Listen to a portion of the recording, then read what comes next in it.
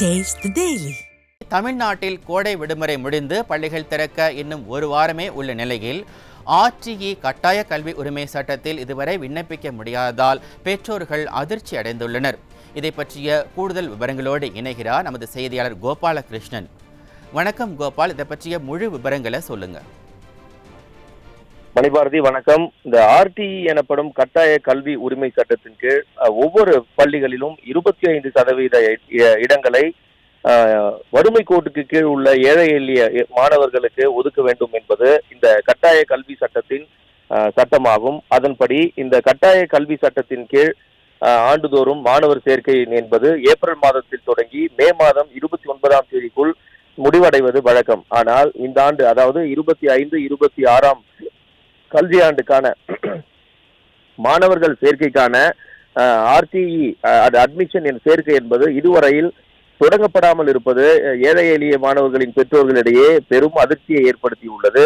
ஏனென்றால் வறுமை கோட்டுக்கு கீழ் உள்ள குடும்பத்தினர் தங்களது பிள்ளைகளை கட்டாய இலவச கல்வி சட்டத்தின் உரிமை சட்டத்தின் கீழ் மாணவர்களை இந்த ஆண்டு சேர்க்கலாம் என்று திட்டமிட்டிருந்த பெற்றோருக்கு இது பெரும் அதிர்ச்சியை ஏற்படுத்தியிருக்கிறது. காரணம் என்னவென்றால், அதாவது இந்த கட்டாய கல்வி உரிமை சட்டத்தின் கீழ் கடந்த 2 ஆண்டுகளாக தமிழகத்தில் உள்ள பள்ளிகளில், தனியார் பள்ளிகளில் மாணவர் சேர்க்கையை நடத்திய பள்ளிகளின் உரிமையாளர்களுக்கு இதுவரை இந்த கட்டணத்தை தமிழக அரசு செலுத்தாமல் இருப்பதாக இந்த தனியார் பள்ளிகளின் கூட்டமைப்பு நிர்வாகிகள் தெரிவிக்கின்றனர்.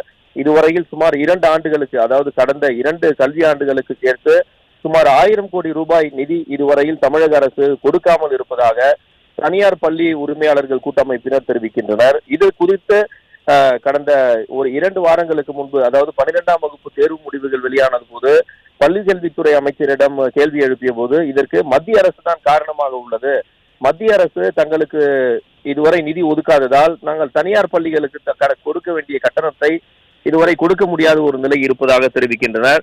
அதனால்தான் இந்த கட்டாய கல்வி உரிமை சட்டத்தின் கீழ் மாணவர் சேர்க்கை இதுவரை தொடங்காமல் இருப்பதாக பள்ளிக்கல்வித்துறை தெரிவித்திருந்தார். இது கல்வியாளர்களிடையே கடும் அதிர்ச்சியை ஏற்படுத்தியிருக்கிறது.